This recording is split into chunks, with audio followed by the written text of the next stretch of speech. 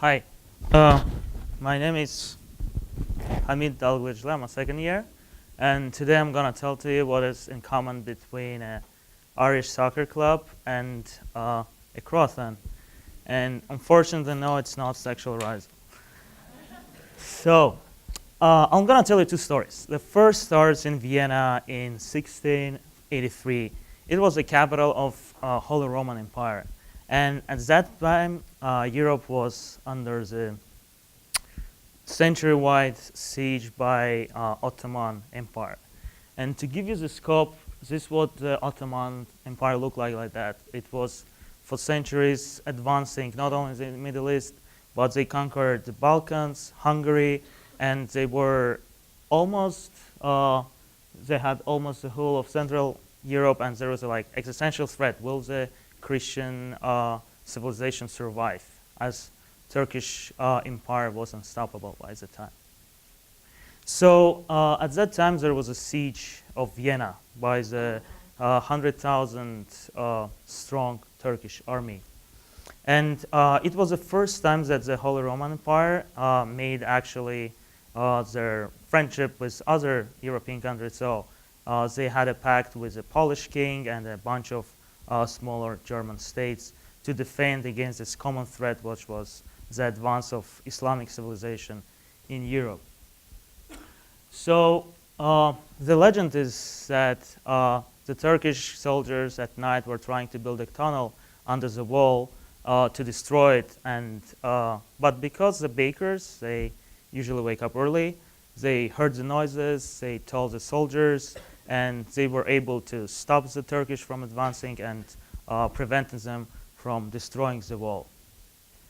What happened next was a miracle of the siege that the Polish king, Jan III Sobieski, he came to rescue.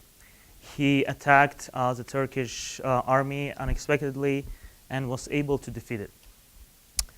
Historians think it was the most important moment of medieval history of Europe, as this was the end of expansion of Ottoman Turk in Europe. And actually, in the next couple of centuries, they retracted from Hungary and some Balkan state, and they were no longer a threat to conquer all of the Europe. Now, the legend says that in order to celebrate their participation in the siege and the victory over the Turkish people, the bakers of Vienna come up with this new pastry in a form of a crescent that they saw on a battle, and they call it by some German names that no one cares about, but it was translated as a crescent. And a century later, Marie Antoinette, at the age of 15, was sent to France to marry King Louis XVI. And she felt quite lonely, and she liked her home cuisine, and she likes this pastry in particular. But French, being the French, of course, couldn't let it to be like this, like as it is, so they made it fancy and suitable for royal court, and called it croissant, and which is translated from French as a cretin as well. So, and this is how it became one of our most delicious pastries that we use today. Now, the second story is happening in Ireland in middle of 19th century.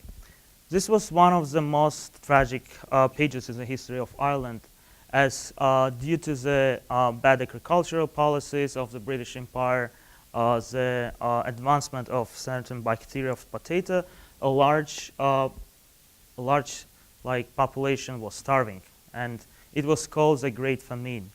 And it is calculated that more than 1 million people died, and more than 2 million people actually left Ireland for hope to finding a new home when they could find food for themselves.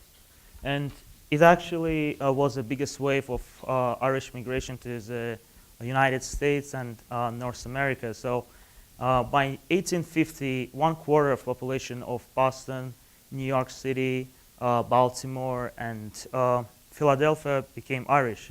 And more than 50% of Toronto population was Irish as well. So this is the Turkish emperor of the time, Sultan Abdülmecid I. So this guy decided to help the Irish people, starting Irish people, and to send 10,000 pounds to them. And to give you perspective, in today's money, it's about $1.7 million. But unfortunately, the Queen Victoria of the British Empire decided, asked him to send not 10,000, but only 1,000 pounds.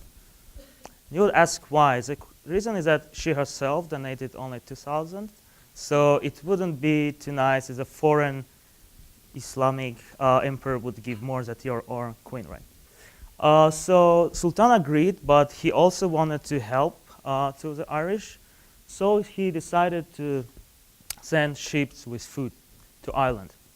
So the British Navy didn't let them to go to any major ports. So the legend says that under the night they kind of entered one of the smaller cities of Drogheda in Ireland and left the food and left, and that helped the population of at least some portion of population to feed themselves. Now, this act of kindness and generosity was not forgotten by the Irish, and actually this is a commemorate plate that you can see in the city of Drogheda. And funnily enough, the soccer club of Drogheda uses the crescent, as some say, is as a memory of this kind of actness of Turkish emperor. Now, how much of this story is a myth or fact, I don't know. Probably historians will tell you that some of it was not as nice sounding as it was. But my point is that we often see the symbols and people, we judge them by their appearances, what they look like, or what symbols they use. And I would urge you, before jumping to conclusions, just think that there could always be another side to it. Thank you.